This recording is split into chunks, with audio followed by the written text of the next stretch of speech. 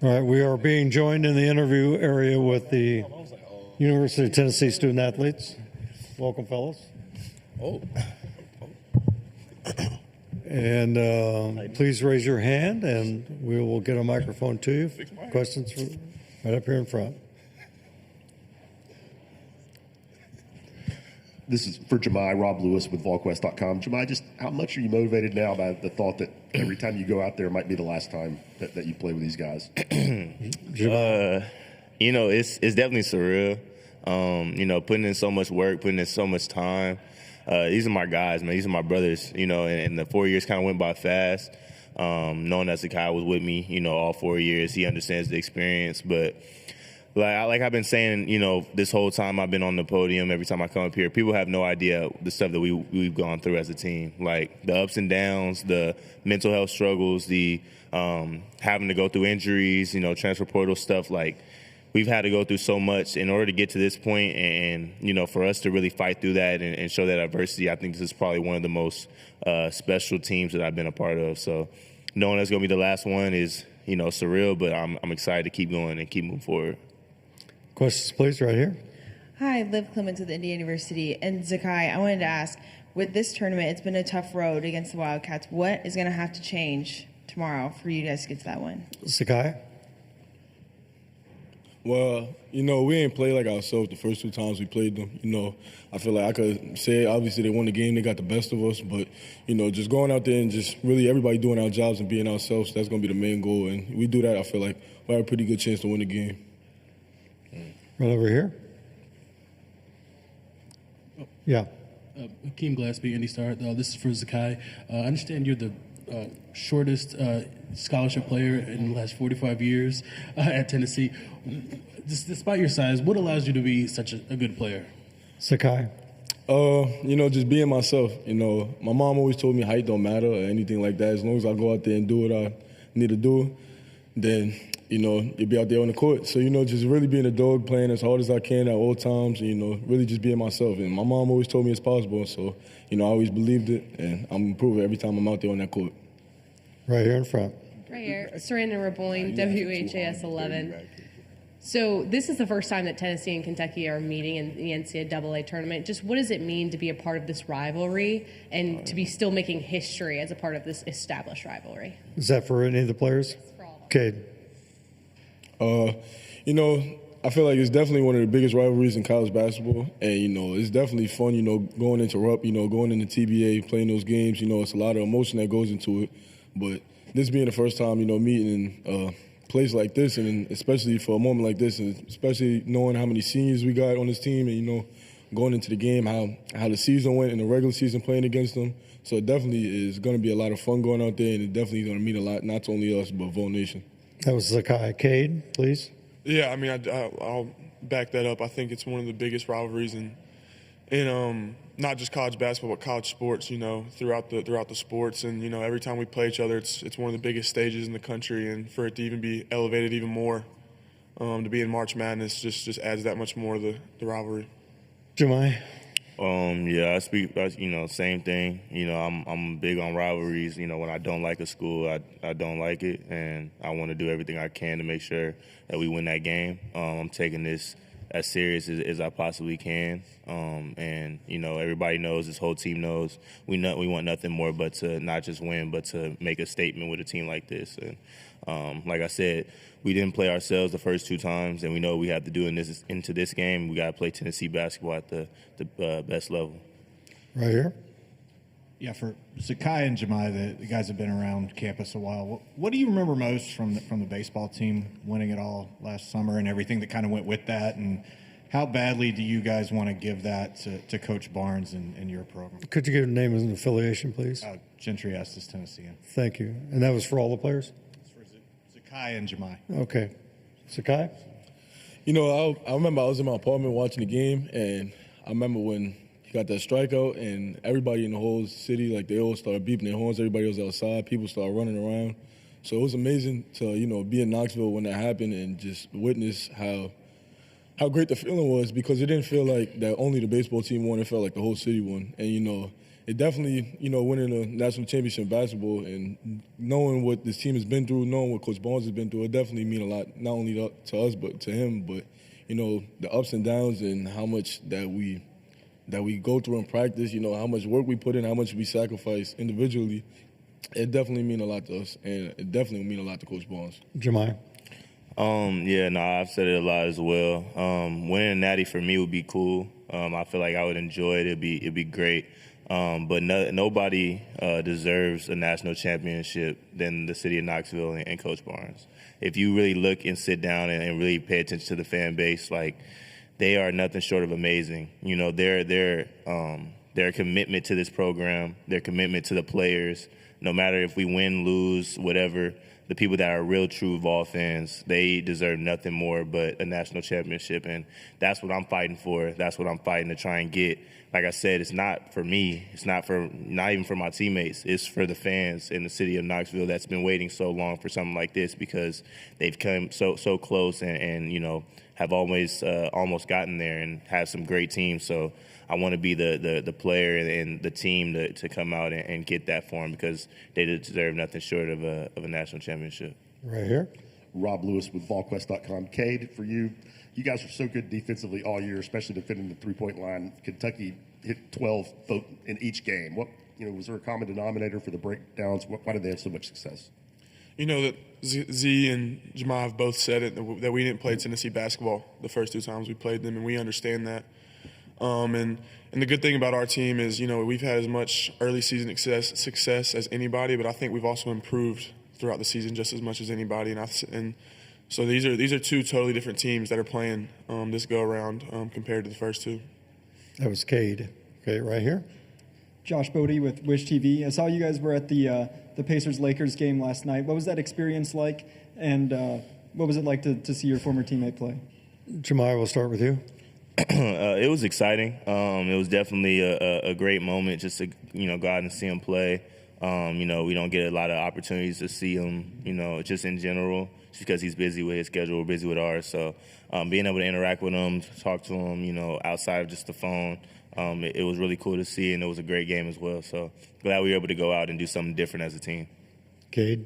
Yeah, and I think it's cool to see an NBA game, because that's where we all want to be in the next couple of years. And so to see a guy that we've known, we've seen him put the work in, a guy we love, to see him doing what he loves to do and what we want to do really is more of an inspiration than anything to work harder and really get that much closer to our goals.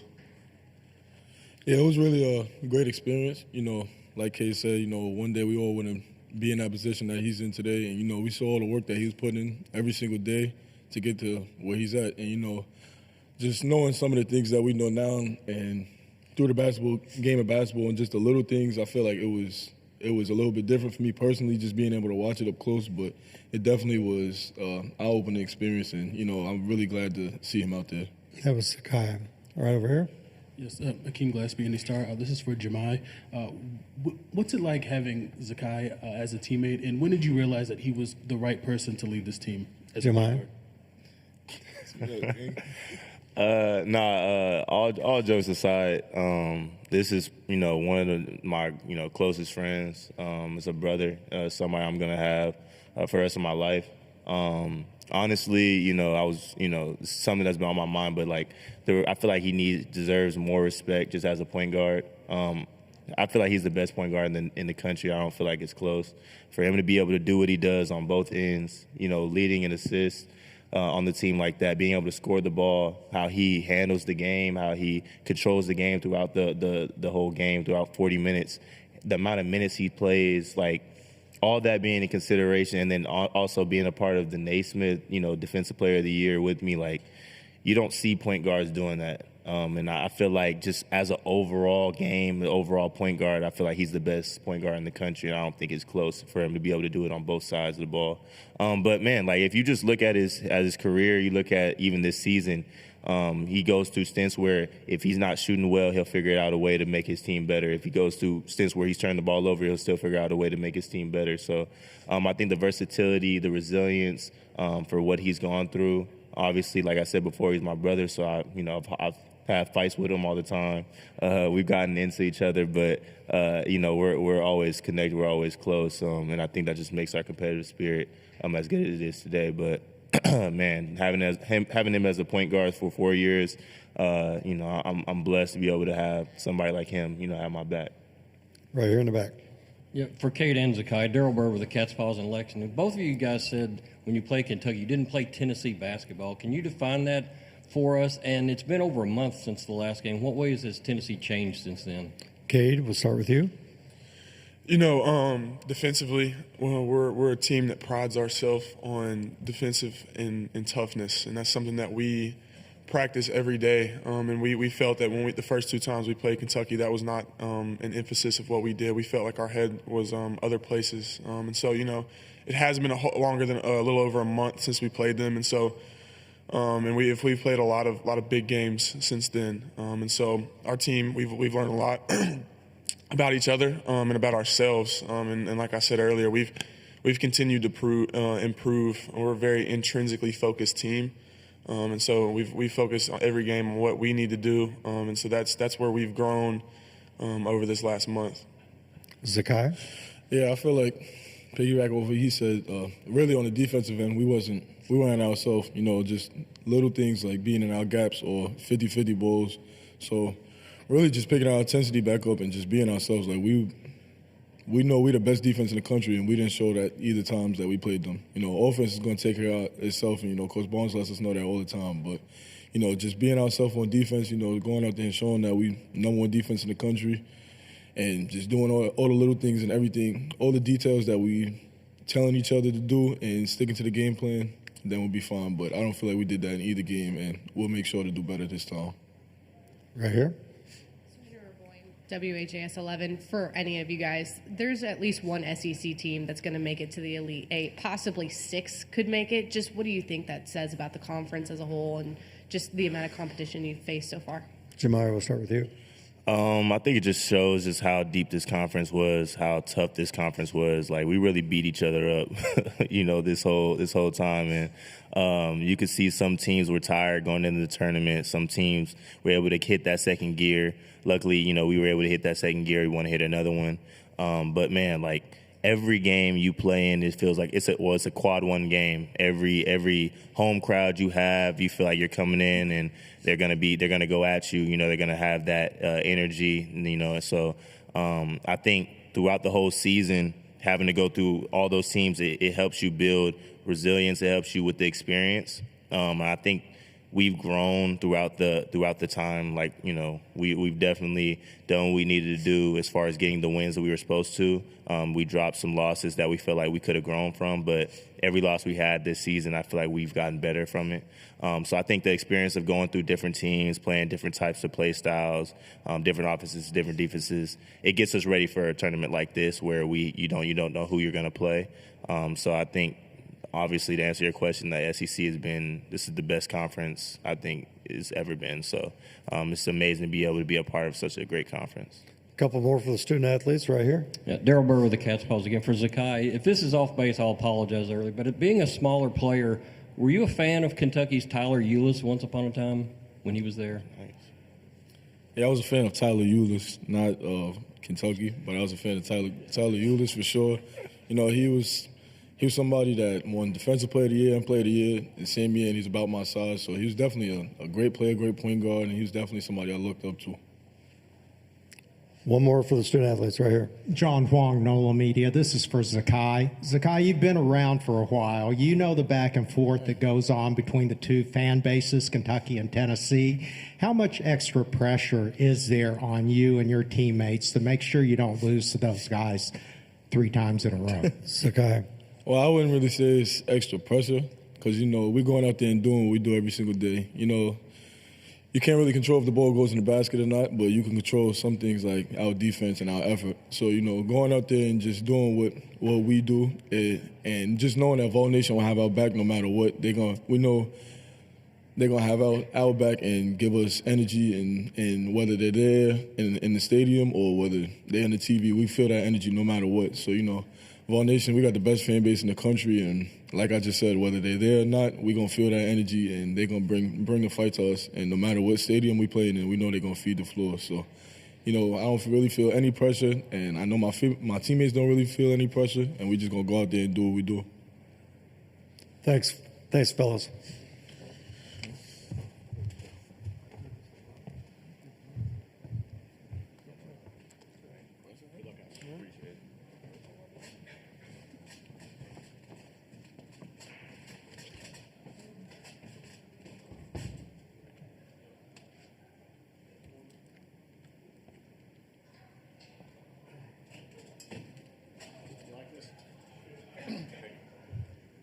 Hi, Rick. Bill Benner.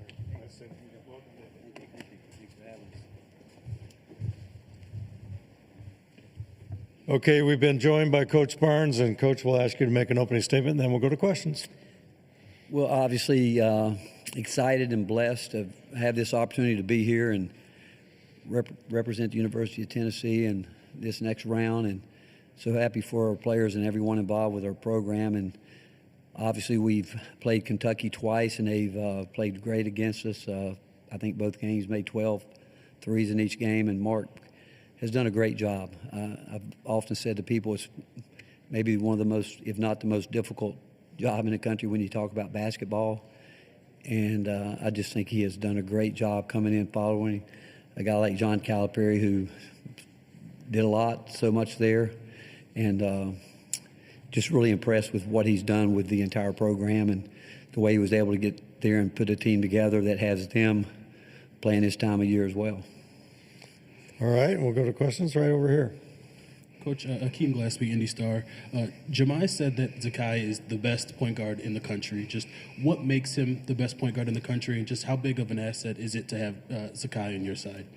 Well, I think it's easy for all of us to look at him and say that because of how he impacts the game in ways from the way he picks up 94 feet, how often he gets screened with ball screens, and the effort that he plays with on both offense and defense, and the fact that, he was not a player that was highly sought after coming out of high school, but he's never flinched in terms of competition.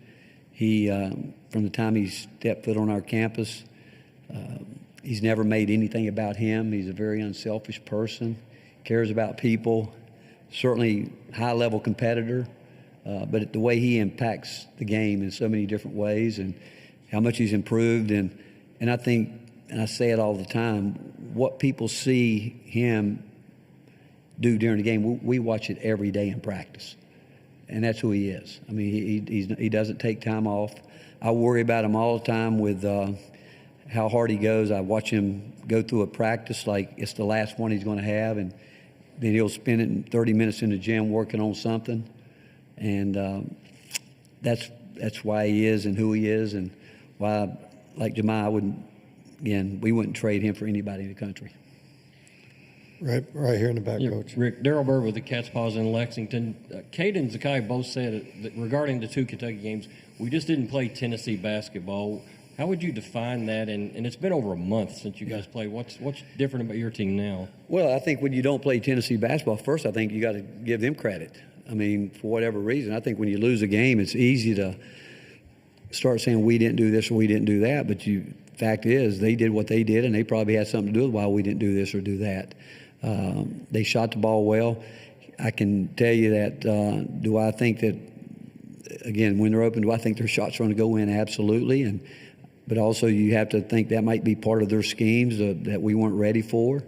And I think you got to give them all the credit. But we've got to be better. We know that. But both of those games were very close played games, and they made more plays and the right plays when they needed to, and we'll have to be better. But you're right. It seems like it's been forever that we last saw them. But again, I go back nothing but the utmost respect for. And the first time we played them, I think it was maybe the first game Lamont didn't play. I think, and that game took on a personality early, a lot like what happened when we played Florida when they came back to our place after getting beat by 30 down there, and we had two starters that didn't play, and we won that game. Sometimes it doesn't make rhyme nor reason how it works out, other than the fact that we're both here again, which I think is a compliment to our league and to both programs, and we have a chance to do it again. Right here. Rob Lewis with VolQuest.com. Coach, you referenced those 12 threes in both games. I mean, you guys were one of the best in the country at defending the three-point line. Was there a common denominator for that? Yeah, I mean, again, attribute some of that to their actions that they run, and we didn't defend it, and they made some tough ones too. They did. And they have the ability to do that, and so you can guard them, but when you let a team get confident, get rhythm, I mean, it's even harder to break it. But I think that you got to give them credit for their schemes, and whether it was we didn't do a good enough job getting back in transition, finding people, not on edge enough with the zoom actions they run, or ball screen, you can name it. They got it done and we didn't. Questions, please? Right here. Yeah, Rick, Daryl Burr with Cats Paws again. The rivalry is as intense as it gets, but when you add on the stage here and what's at stake, is there a challenge for both coaches that your guys aren't too hyped and exhausted after the first 90 seconds? Well, yeah, I mean, people are going to be excited. Both teams are going to be excited, and obviously I would assume this is the first time that both teams have ever met in a regional final. I mean, a regional first round game of a regional, and I just know that both teams will. I mean, I expect them to be at their very best, and I think they would expect the same from us. And how each guy handles that after these many games, I wouldn't think it would be something they're going to be too overly amped about. I think we got to be on edge, obviously, but our goal is that we can improve. We got one more practice before we play them, that we can improve today and be ready to go tomorrow. Right here. Yeah, Rick Gentry, Estes, Tennessee, and you were in Omaha when the baseball team won last year, and what do you most remember from that? Not necessarily what it meant for that team, but what it meant for the campus, the town, and have you allowed yourself to think what it could be like for your program? I don't do that. I mean, I'm a one day at a guy kind of guy, and was I extremely excited for all of us at the University of Tennessee? Absolutely, because I was there 10 years ago when there wasn't a lot was in flux and things weren't going maybe the way everybody wanted it to do. And then again, I go back now with our leadership from Randy Boyd, Donde Plowman, and what Danny White and his staff has done is remarkable, and it really is. And I remember my first year 10 years ago, we weren't in the NCAA tournament, but I'm talking about before I ever coached a game. I walked out to the baseball stadium one night and sat there, and I promise you, I could have counted the people that were there, and to see what Tony has done. But yeah, I think it was a major thing for because I respect every coach on campus, and we're all chasing that. We're all chasing that championship, but I do think what's happened on our campus in the last couple of years is really amazing, and I'm just proud and blessed that God's given me a chance to be a part of it. Right back here. Hey, Rick. John Huang, NOLA Media, out of Lexington. I know you hate distractions, so I apologize if you've already addressed this, but I did want to give you an opportunity to address all these wild rumors out there that you may be stepping down after the end of this season. No, I haven't thought about it. You know what? My last press conference at Texas when I was fired, the last question someone asked me was, do you think you'll coach again? And I had already accepted the University of Tennessee job. And I made the comment, yeah, probably sooner than you think. And I literally walked out of that press conference and got on a plane and went to Knoxville. And at the time when something like that happens, the movement parts in, out, you're somewhat numb. But I made the comment that the athletic director at the time, Steve Patterson, fired me. He didn't really fire me. He just carried out what God wanted him to do. And because of that, I really, truly believe that God brought me to Knoxville for a reason. And everything that I do, I want to live on that platform. It's the most important thing to me. It's more important than winning that game tomorrow. And I think God will make it perfectly clear when he wants me to step down. and my time will be up, but it's not now. I mean, if it is, it's I don't feel that, but I love coaching basketball. I love being around it. I know right now how hard we're working right now. We've already had a young man on campus after we got back Saturday, Sunday. We had a young man on campus that committed to us, and we're already planning to have a team next year, and I've fully planned to be a part of it. And again, I think when my time's up, I truly believe God will make it clear to me and where He wants me to go next and do next. But I have not thought that in the least bit. I think what happened when that rumor kind of got started, I made a comment one time about Zakai. I said it will be hard to think about coaching without a guy like that. But I could, and I meant that, but I could have said that about my first point guard at George Mason 30-some years ago, Amp Davis. I loved coaching him, and I think after that people thought because I'm a young guy now and that it might be my last year, but the fact is I put it all in God's hands, and I'll know because He'll make it clear to me. Right here in the front. Wes Rucker, 24/7 Sports. Rick, you were asked about sort of the athletic department in general a minute ago, and can there be a tangible benefit to how much success so many of the teams at Tennessee are having now? Because I guess you think about dining halls and around campus, like these athletes are just kind of being around other athletes that have either won titles or are competing for them, have won league titles. Does that stuff elevate an entire program in a way or a department? No, I think it helps when you're around successful programs. I don't think there's any question, and I think it starts again at the very top. I think our university. I think it started when Bill Haslam was governor and the way he readjusted the board. I think one of maybe the greatest hire for the university is Randy Boyd, who's doing it out of pure love, and there's no other reason. He's a great visionary guy. And what's happened on our campus in the last couple of years has just been utterly remarkable. It's almost like why now? But he's got incredible vision. And hiring Dondi Plowman, I mean, I've never been around a chancellor like her. And I think I'm right by saying this, that I think it's the first time in the history of Tennessee that the president and the chancellor hired the AD. And they went out on a search, and I'm sure they got some help from some people, but they made the hire, and bringing in Danny White and what he and his staff have done, and he's made it clear, not in a threatening type way, but in a way that, as a former athlete himself, he said, hey, I want us to be great in everything, and we're going to provide what you need for each sport. And I look at, Chris Woodruff, our tennis coach, came by yesterday. He and I have become very close, and watch what he's done and watch what our women's tennis team is doing. And you go back and look at, Josh Heupel's done a phenomenal job, and obviously we could talk all day about Tony, but Karen Weekly's softball team, they've been there maybe the most consistent program over the whole time in 30 years maybe. You'd know that better than me.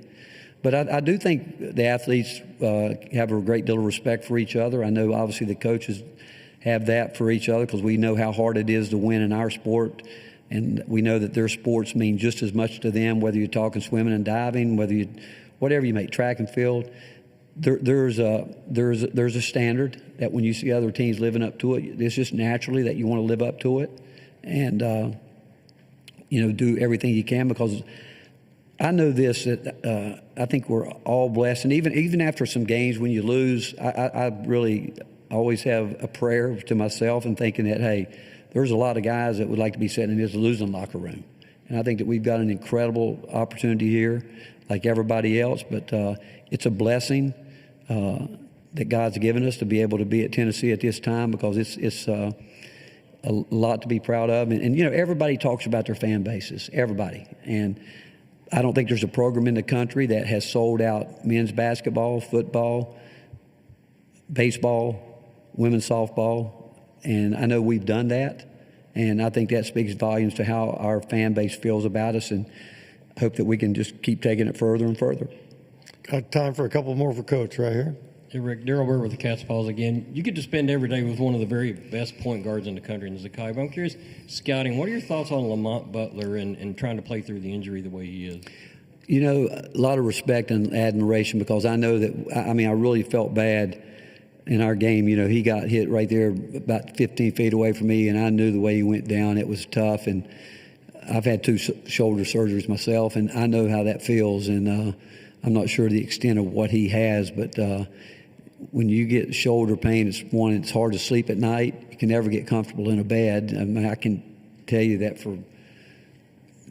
I don't know how he's done it. I mean, because of going out there and knowing that he's a point guard, going to get screened a lot, whether it's on-ball screen, off-ball screens, and keep fighting. And I actually noticed watching film the other day, he was trying to protect it one time. I see it. And so you have to have great admiration for a guy that is willing to go out and play in that type of pain. Last question for Coach Barnes right here, Dennis. Rick Dennis, CBS Sports. Pardon me if you've been asked this question already, but what happened to this league to get it to this point with 14 teams in? 10 years ago, when I walked into my first meeting, it was, I think, Commissioner Sankey's first, and I think he would tell you that Mike Slive had already started the wheels rolling a little bit, but he came in and he made the comment that he had envisioned one day that we could be like our softball programs. I think that year they had 10, 12 teams. They had them all in the tournament. But he said that, and he talked about the league. He was very transparent about where the league was and where his leadership and having to do his part with the athletic directors, because I don't think there had been a real commitment by all the universities in the league. My thought was that, and I'd been fortunate to be at Clemson, Texas, Ohio State, Alabama as an assistant coach, or as a head coach at Clemson. And I can't imagine not using football to help you recruit. I mean, those football weekends are incredible. And I don't think we all know that football is the train that drives it all. We know that. But, you know, there wasn't a commitment back then, 10 years ago, by every university. It wasn't. And evidently he got that message across on campus, because now our league, you can tell a difference when you go into the arenas, locker rooms, everything is different. But he also talked about scheduling. You know, back when I was at George Mason, you know, you tried to schedule SEC teams in November and December because you felt like you could go in and play in front of nobody and maybe, you know, be able to steal a game, knowing that they may not respect you for it. And but, you know, our scheduling at the time wasn't very good overall. So that was something he addressed, and we put some things in place. The league put some things in place there to take care of that. And I will tell you this: I've never coached against a bad coach, but sometimes we're not all on the same playing field. Level, you know, some have more than others, and over time that shows up. Maybe not one game or 2 games, but over the course of the season it does. But I'm impressed with where we are, and then we could talk a lot about officiating. I mean, it was not at one time the SEC years ago was the gold standard, and when John Guthrie stepped away from it, it's for whatever reason the league lost its luster there. And again, he also brought Mike Tranghese in as a consultant, but he also hired Dan Leibovich, a former basketball coach, that came in and did an incredible job. Both of them, and Mike, you know, I've known Mike during my days, and you know, Mike sat on the committee forever, you know, Big East committee. He knows basketball as well as anybody in the country. And Dan, obviously being a coach, knew it from a coach's side what was going on. So it started right there, and then Mark Whitehead came in and got it started with the officiating program, because at the time when I was there, Dale Kelly, who was a wonderful man, God rest his soul, was more of an assigner. We needed to have a program in place where we're developing officials. And Mark started it, and then Mike Eads has come in and just followed up like you wouldn't believe, where I think we've got the best officials in the country. I look at our young guys right now that there's no doubt in my mind they're going to be Final Four guys. But I've watched it grow over 10 years, and obviously the coaches. But the biggest thing has been the commitment from the top, from the university, saying, hey, we can be good in basketball as well as football and baseball, whatever it may be. Because at the time, you think about the SEC, they were good in everything. They struggled behind in basketball. I mean, I think that year we might have, was it 3 teams in the tournament? It was bad. I mean, we didn't get it. But the only sport that really wasn't living up to it just means more was the basketball side of it. And I'm telling you, and it wasn't coaches. It wasn't just the coaches. Because, again, we've had great coaches in that league. And so the league and the universities have done their part to get it to this point, too. Thank you, Coach. Okay. Thank you, guys. Thank you.